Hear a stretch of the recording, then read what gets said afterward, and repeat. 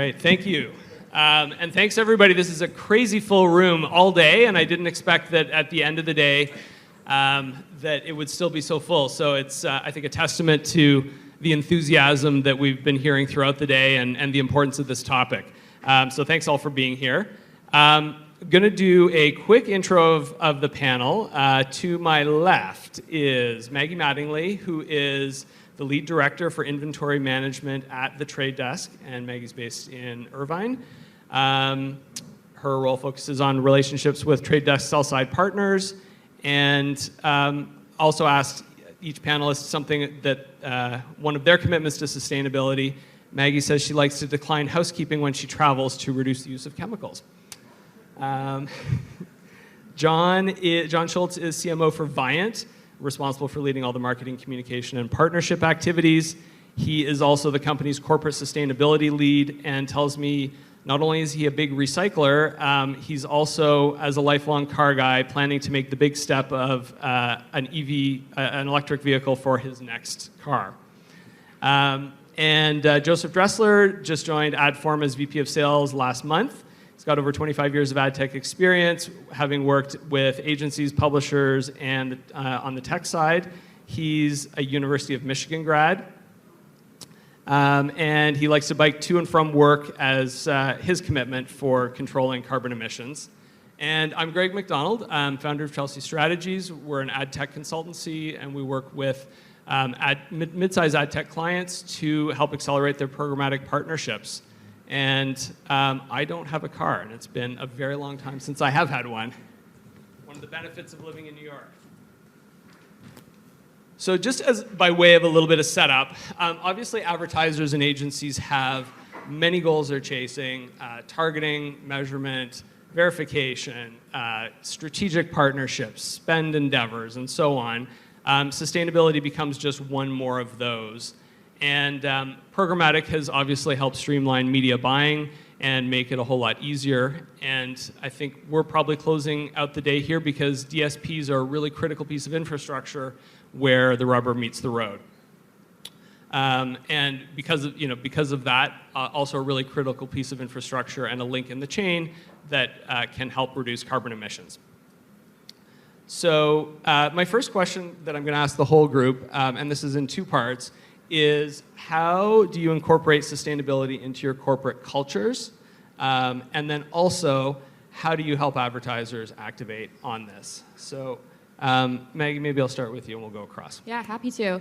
I'll speak to the corporate culture piece of it first. I really have to commend our EMEA counterparts for really leading the charge here and setting a great example for the rest of us.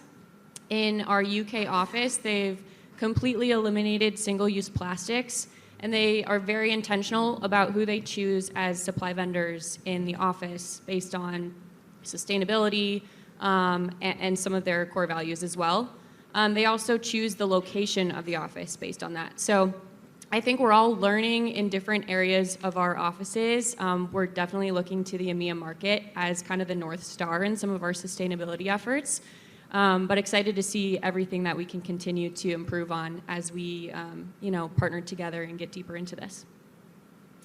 And then for the second piece of that, what do we do in terms of our business? I think, especially coming from the inventory side of things, I can speak very closely to the supply path optimization that we do at the Trade Desk.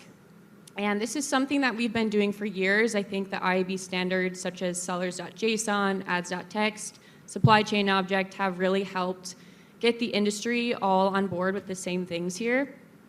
We also have a number of products such as OpenPath or initiatives like shutting down Google Open Bidding that really help simplify the supply chain for our advertisers and help them find the best path to purchase any ad impression. So I'm excited to be a part of a lot of those initiatives. We also have a couple of initiatives we're working on right now that will really deduplicate a lot of the impressions that we see. So a lot of carbon reduction benefits that will come from that. So working with the IAB group and making sure that all of our supply vendors are adhering to some of those policies that we're rolling out is something that we do every day. All right, so really starting to activate on some of the things we talked about today. John, what about at Viant? Yeah, so first of all, what a great event. I really think Sharethrough did a great job here. I mean, sustainability is a big topic, and I really applaud them for stepping up. I think this was really a good session. And I would have to say, looking at the whole day today, kind of validated a lot of the things that we've been working on. I mean, I think back, John was just up here talking. We kind of bucket it into 3 areas at Viant. We look at ourselves. What are we doing ourselves? What are we doing within the ad tech community? And then what are we doing for our customers, which was the last part of your question. And I think for us, I think 510 kind of said it in the step 1 is measurement. Where are we? And that gives us the roadmap of what we need to do. So we have engaged an outside consultancy to help us kind of map everything out and understand where we are.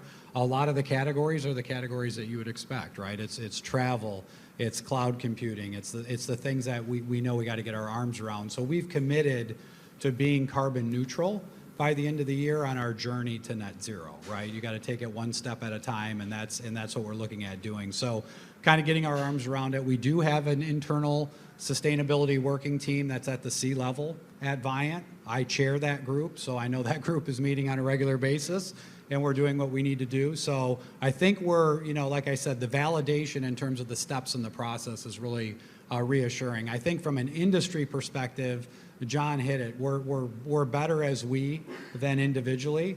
So we're part of AdNet Zero. I sit on the IAB Tech Lab Sustainability Working Team. I think those are very important because we need to work on this together. I can come up with something myself, but it's not going to be as impactful if we're all aligned together.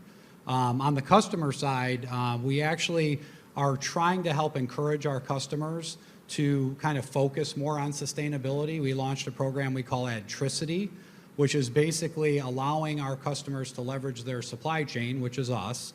As they spend media through the platform, they earn renewable energy credits that they can apply toward their journey towards sustainability. So that's just a small thing that we want to do to help them make it, bring it up as an awareness piece and help drive them in that direction. Nice. And Joseph, Adform. Yeah, sure. So for anybody who doesn't know, Adform's an international company. They're based in Europe. I realize these mics have very short attention spans, so I'll hold it close. And for anybody who's interested, these chairs are very comfortable, but they do not swivel. I know that was a question that came up multiple times today. So Adform's an international company. Maggie, you brought this up well, right? EMEA is well ahead of the US when it comes to sustainability and what they're taking into practice. So some of that is translated, obviously, to the US office, but more about in the culture.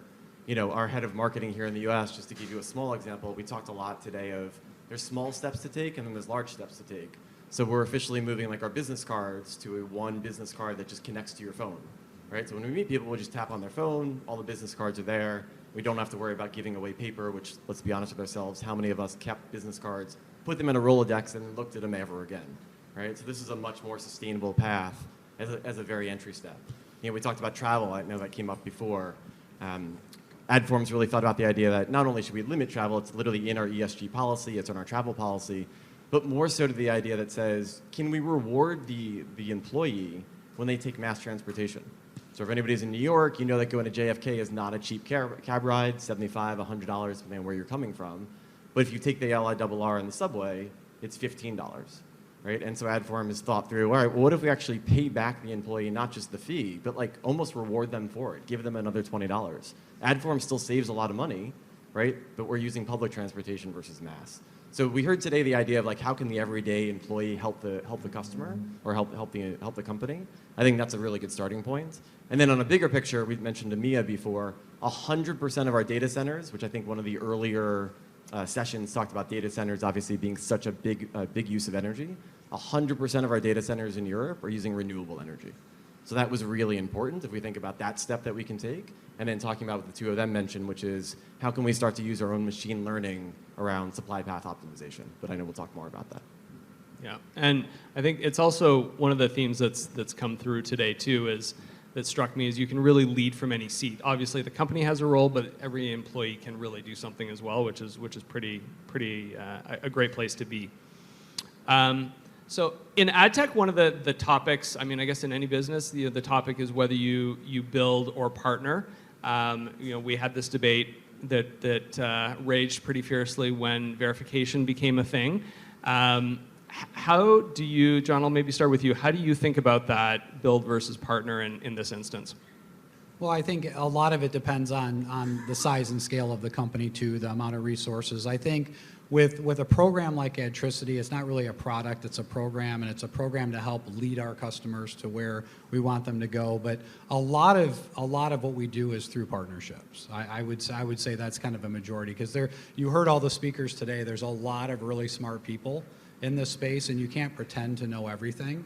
So I think, finding the partners, and I don't think it's a right or wrong. I think it's what you're comfortable with, who you align best with, but finding the right partners to help build your strategy and help guide you in the direction. But you have to know where you want to go, right? You have to have that map, you have to have that idea, and then it's easier to find those partners.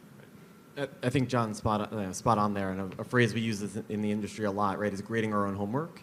Right? It's one thing to do the work ourselves, which is a very good step forward, but it's not fair for us to then go back to all of our partners and be like, look how well we did. Look how, I've graded everything. I'm phenomenal. So having a third-party auditor or a third-party partner that validates the good work becomes even more important. Otherwise, you're just telling a story that's really hard to back up. Yeah, and I would add to that and say it has to be a mix. I think we all have to be innovating as our own companies, building our own products, thinking about things that we want to measure, and then using partners to help grade that homework and comparing it to each other and just making sure we're all innovating together. I also think there's something to be said about a third-party standardization. So like the IAB Tech Lab, I think using some standards to push everyone in the same direction is the best way that the third-party vendors will help us measure more accurately too. Yeah, no, and I think that point's really important. It's good to have the standards. It's good to have internal expertise on this really important topic, but then it's good to have a third-party opinion on it. And I guess sort of related to that, and John, I'll start with you on this. How are you thinking about the measurement? We've talked a lot about that today, but from a DSP perspective, where is your thinking at on that today? You said John, but you're looking at me. Oh, I'm sorry. Joe, Either way, yes. I'm happy to get I was like, what did he actually mean? I was like, this is going to be interesting. But John, I am going to ask you next. So the question was third-party measurement, correct? Was what do you use as the source of truth? So today our partnership with Scope 3 definitely is our first line in the sand. The other things we're trying to do internally is also try to figure out the bid path process, right? So how many bids, it was mentioned multiple times today, are empty bids, right? They're going to places that don't have opportunities. Or we know from history, right, using all the data that comes in, I think many people said it, there's terabytes of data, right, that's available to us. How do we use that data to figure out what supply sources end up being successful, meaning the bid is won and go through properly? Then out of those, which one are actually supporting what the end customer is trying to get to, right? So you might win a bid all the time, but the inventory itself might not actually translate into anything actionable and meaningful. So that's stuff we're trying to do internally today until we find a better, I would say, ecosystem solution for that. But our source of truth on carbon specifically is definitely Scope 3 at this moment, and a beta partnership we have in play, which I'm happy to talk about later. Got it. And John, how was Viant thinking about it? Very similar. Yeah. So we're all pitching for Brian here, but yeah, we did a partnership with Scope 3 about a month and a half ago, and we're just early in that integration process and starting to map it out. We are working with publishers directly as well to try to figure out more optimal paths. Maggie talked about supply path optimization, and there's definitely room to improve there, and you heard that from the other speakers today, so we acknowledge that, but yeah, we're leaning in pretty heavily on Scope 3 as well. Got it. Makes sense. Anything you want to add, Maggie? No. Okay, cool. Greg, can I say one more thing? Yeah. Just because now that we've mentioned Scope 3, so we had a beta partnership that went live in Europe. Obviously, they're all early opportunities for us to learn. But it came up twice today, and I thought it was really interesting to talk through because I saw the case study literally just the other day. And that was one of the campaigns that we saw. If we eliminated only the bottom 5% of inventory that we use for that campaign, it would have reduced more than 20% of the carbon for the campaign. Right? So you guys heard it today, right? The idea was you don't have to be perfect. Right? We don't have to find the absolute perfect opportunity for every impression out there. If we just get rid of the bad actors, thinking about fraud from years ago, right? Why Moat and Double Verify made such good business on doability. It's all the same stuff for us, right? We're all of us have the same initiatives. Do things efficiently, but try to get to the customer, right? Because advertising is a persuasion-based tool, right? How do we get to the customer effectively without a lot of waste? So I thought that case study, when it came through, was really fascinating to see because we don't have to go all the way yet to make some really sustainable or significant moves. Nice. So maybe moving from kind of the DSP and pulling back a little bit to the customer lens for a second. There was a McKinsey study that had a couple of really interesting data points, that one of which was that a majority of respondents said they would pay more for a product with sustainable packaging. And they also noted that the sale of products that make sustainability claims grow 40% faster than those that don't. So customers are willing to pay for sustainability. Is that something that has translated to the advertising supply chain? Maggie, I'll start with you on this. Yeah, I mean, we're all consumers in the room. I don't know about you guys, but when I shop online and I see the sustainable option versus the not so sustainable option, I do get a little bit of sticker shock sometimes. And for example, I think I was shopping for a baby shower the other day, and I was like, diapers are so wasteful. And so I was like, okay, what does it look like? I don't want to buy my friend a reusable diaper because maybe that's not their speed. But there's companies that produce more sustainable diapers, and it was so expensive. So I understand, like, parents buying diapers all the time, they're not going to break the bank for that.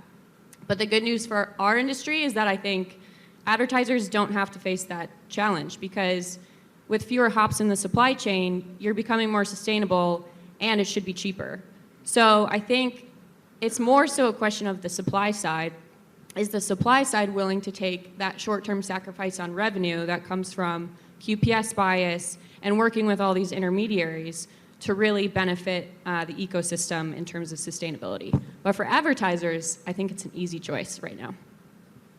Yeah, I think there will be a reckoning when you get that first quarterly KPI report, right? And you decide as a client or an agency, I'm going this path, I'm going this route, and then you sacrifice a little bit on performance, and it's going to really test your fortitude. And am I really committed to this? Because I don't think I agree. I think they can be mutually, they can work in the same direction, but they may not, at least in the short term. And so there's going to be some bumps in the road, but I think we have to work it out and we have to stay with it. It'll be messy, like many people have said. It's going to be messy, but we'll get there.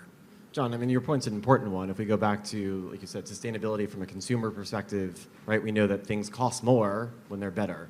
Go back to organic foods 20 years ago, right? Go back to recycling. For anybody who lives in New York City, the example I use all the time is when I play softball in Central Park. When I'm done and you walk by all the different trash cans, I just enjoy watching people and human behavior. That's my own thing. But like, I love to watch people throw things out because they will spend minutes trying to figure out where they're going. And the sad part is the more confused they get, you know where all the trash goes? In the trash can, not any of the recyclables.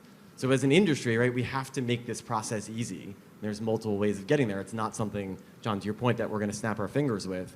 But I think it's important for us to recognize that until performance is mostly even, right, maybe a small premium at that point, we're going to have a hard time having agencies and advertisers who ultimately have an end goal, again, back to persuasion of customers, paying more for something they believe is good, but it's costing their business more. So there will be an interesting pendulum, I think, and an evolution that we're all going to go through, and we need to go through intelligently with the data we talked about. Yeah, I mean, it's really an accountability mechanism, which is very healthy, because ultimately, if value is being created, there was a comment about that earlier in the day, then people, we've seen it with all the vendors that are already in the supply chain, but it's got to prove itself in that way as well. Now, taking a sort of maybe a shift back internally a little bit to the DSPs, Microsoft has also published some pretty interesting, an interesting white paper on this, and they described what they called as a sustainability skills gap, which was touched on a little bit today. But just a couple of data points there. There are 3,900 companies that have made climate pledges, and what they have categorized as green jobs. Roles that require sustainability expertise grew by at 8% a year, but the talent pool required to fill those jobs grew at only 6% a year. So I guess as we tackle this conversation with the first 200 or so of our industry colleagues, how do you think about the sustainability gap, and are you doing anything to solve for it? So I think when you talk about sustainability gap, right, there's the education, there's the ability to do things, and those two things are very different. A room like this is all about education right now. But what we also know is there's corporate culture. And as much as we believe and want to believe that all the companies we work for, myself included, right? From a top down, we're all aligned on end goals and we're all empowered to make decisions to do better. The reality is it's just not the case, right? And so there is a corporate culture change that has to happen that not only allows for the everyday employee's voice to be heard and thought about, but also how does the big picture vision of, hey, I want to be a carbon neutral company, right? I want to be net zero, whatever your goal is, how that comes all the way down. And an example of that, and obviously I'll never use any names because that's not the point of this conversation, but the other day I was like, oh, I'm going to be on this panel, I should look this up. I looked up the last 100 RFPs that we got from a DSP perspective. 100. I thought that was a pretty good size to kind of look at. It was less than 5 that had any mention whatsoever of sustainability, green goals, anything you want to put in there. I was very generous with my counting, and I still got to less than 5. Right? So I think to your question, as an industry, there's not only education, which is very important, but there's the idea that says when someone wants to be, or a corporation, both brand and agency, want to be sustainable, how does that trickle all the way down to media planning, programmatic buying, et cetera? Because until it trickles all the way down, we're kind of in the same boat we've been in for a while. We know there's an issue. You've seen all the data today, right? But I'm telling you, less than 5 RFPs out of 100, which I thought was a good statistical number, had any mention whatsoever of a desire to look at something green or sustainable.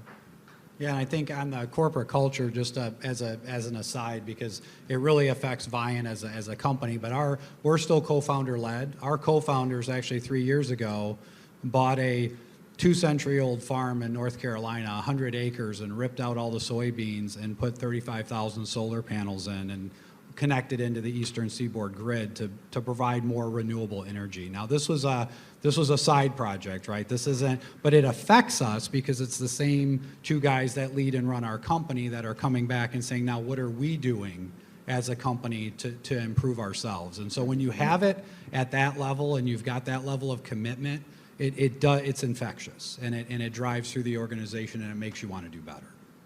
Yeah, I think we're going to have advocates at all of our companies to be personally very passionate about this, and then to spread that. I think it's becoming more of a buzzword, so I think that 5 out of 100 is going to start to grow, but how much of it is just going to be the due diligence? So I feel like we can't expect everyone to be super passionate about it right away, but the less they know, the less passionate they'll be able to become. So I feel like we're gonna have to take that grassroots approach and really educate our coworkers and just kind of go out a limb sometimes and say, hey, why are we using plastic silverware right now? We should just use the actual silverware that we have in the kitchen. So it needs to start small, and I think it needs to be at the C-suite, like you said. But yeah, over time, I think we're gonna all grow together. But Greg, to your point, and it's a great comment, is how does the inventory work its way through, right? So we know there's many steps to the industry. As DSPs sitting on the panel row, part of the objective that we have to help is make it easier for our customers, right, our buyers, to buy green if they want to, right, or to know what the outcomes were if they want to. Whether that's different levels of reporting that come in, whether that's buttons, right, whether that's anything you can think about, audience targeting, PMPs, there's lots of different ways to go about it. But part of the things that we can all own, right, is how we make it easier for all of our clients to use the platform in a more effective way. Does anybody want to add on that? Like, are there any specific buttons, for instance, that are either there or being talked about to the point of making it easy? We're going with the triangle. We feel the triangle is the strongest shape in the marketplace. Button's a little round. It's got holes. Your UI folks will have something to say, I'm sure. I think it's fair to say that we're all investigating that right now. I think as we work on our SPO and our suppliers and stuff, we're looking for ways to have a button or a checkbox or something that says green inventory and things like that. I mean, that's our responsibility as being on the buy side to be investigating that and exploring that. Yeah, there was an idea that came up in an earlier session about having some type of quantifiable metric in the platform that says, by choosing this, you're reducing carbon by X amount. I think that's a really great idea. And we're already doing that today with certain other buttons that are more related to supply path optimization, directness in terms of supply chain, that kind of stuff. But being able to quantify that into a carbon number, I feel like would be really helpful, and it's a great idea. All right, so we're going to try to leave a couple minutes for questions, but I have 2 sort of rapid-fire questions for you as well. What is this, we're trying to leave everybody with really actionable thoughts. So if there's kind of one standout thing that you would like people to take away that they can walk out today and put to practice, what would that be? I mean, my easy one is what I said before, right? 5 RFPs out of 100. We can do better as an industry. Challenge, whether it's a publisher direct, challenge us as DSPs to come to you guys and make sure we're delivering better green or sustainable results. If you're not asking for it, it's hard for us to push it on, right? Because it's just, there's going to be a premium of some sort. It's going to feel different, and that usually leads to not winning the business, which we all want to do, versus versus winning the business. So force us to do a better job on your behalf. Yeah, I would go with a theme that I think we've heard throughout the day is do something. Take some action, right? It's not, nothing's perfect. Adtricity is a concept and an idea. It's not perfect, right? But do something. I think we spend a lot of time sometimes on these topics talking and debating and deliberating, but take action because we have a lot of opportunity for improvement. Go after it. My advice is to all the publishers and SSPs in the room is to be really intentional about who you're partnering with and don't wait on everyone else around you to take the first step. I think so often in our industry, there might be a disadvantage to be the first mover, and we really all just need to come together collectively and decide to take that step together rather than waiting for everyone else to move before that you take that first step. There's so many good standards out there. I think one specific one that I didn't touch on earlier is in CTV right now. There's a new spec in OpenRTB 2.6 that allows suppliers to send podded bid requests. So in the past, we were getting separate bid requests for every single ad slot in a pod. We had no idea that they were associated, so we would submit maybe the same bid for every single bid request, and it just creates so much waste. So just being able to support that, and partners like Sharethrough have been great about being first movers here, but just all taking that first step together, I feel like will even the playing field and have great outcomes for the whole industry. Nice. Last question. Earth Day's coming up a week from Saturday. What are you doing? Well, I think I'm going to plant that cool pencil. If you guys didn't know, those pencils are seeds also, so you can plant them. And I think I'm also going to, for the first time, probably explain what I do to my parents and have them understand it, because now it actually can strike a chord with them. Good luck with that Maggie, one. is that just Earth Day? I feel like that conversation with our parents is much longer than one day or one meal. Yeah, I've got I mountain bike, and we have a great park across from my subdivision. But going back to the Red Cross presentation, we've had a lot of storm damage. We've had a lot of down trees and branches and stuff. So because it's a little self-serving because I love to leverage the park, but it needs a lot of help, and so I'm going to spend the day there. Nice. My girlfriend always does the planting on the weekend of Earth Day, so obviously if it's during the week, she has other things to do, but certainly that's that. And like you guys heard before, I'm a huge biker, so always any chance to be on a bike makes me happy. It's my happy place, as we like to say. Nice. I love it. All right, well, thank you. We've got a couple of minutes left for questions, if there are any in the room. You've got 3 DSPs. I feel like people always have questions for Trade Desk. Sorry, Mags.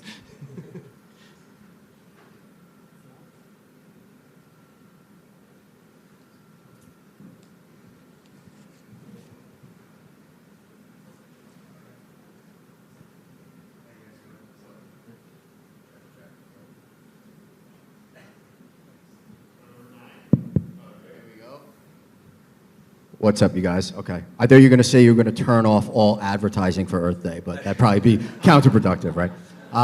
Rich Maglione, head of partnerships at Storage Eyes. We're a next-gen native DSP platform. Just curious about everyone's on stage's POV of just servers, ad servers versus being cloud-based versus not. What that looks like for you guys on a roadmap. I know we're talking about measurability. Joe and everyone has mentioned like a lot of other areas that are being focused on, but just curious on your POV and just kind of, road mapping or just any type of info that you could share with the room about what that looks like. We've been on both sides of that equation. So when I joined the company, we had a number of data centers. Now we've shifted more to the cloud. We find it to be a little bit more flexible for like peaks and valleys, and not always having to build to the peak in terms of a data center. And the good news with that is the bigger cloud platforms too are doing a lot around sustainability. So when you think about AWS and Google and stuff like that, they're well resourced, but they're also deploying that the right way. So I'm happy to see that. And that's probably a good example of where the economic interests are aligned to do the right thing for the environment too. Absolutely. Yeah, I think for us, I said this earlier, all of Europe for us is on renewable energy for our data centers. So it's like that's how that part's handled. And the US, we are on the cloud from that perspective. So it's interesting to see both sides. And I think as the US grows, I don't know what we'll do, right? I'll talk to my CTO. It's a good question. It's an area of expertise I don't have, but it's a good question. I like it. Yeah, I think echoing a lot of that, I think we're constantly evaluating what could be done more efficiently and working with partners to see if there's ways that we can communicate back and forth in a more efficient way. Is there another question?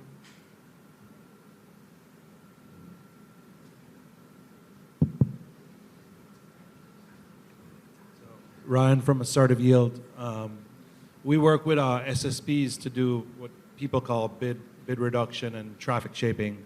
And what I wanted to ask the group here is, what are you guys doing from the DSP side to reduce the bids, to shape traffic from like all the SSPs that you see inventory? Do you guys have some internal tech and algorithms that kind of do that, or how are you guys addressing that? Yeah, absolutely. I probably briefly mentioned this before, but I'm happy to go into more detail. We're trying to use all of our, obviously, machine learning, data science, insert buzzword here, but the point of your story very specifically is it's become clear through some of the data sources that we have as to which SSPs or supply paths are more efficient to the end result of the campaign, right? As we get better with Scope 3, we'll tie that into also how does carbon play in?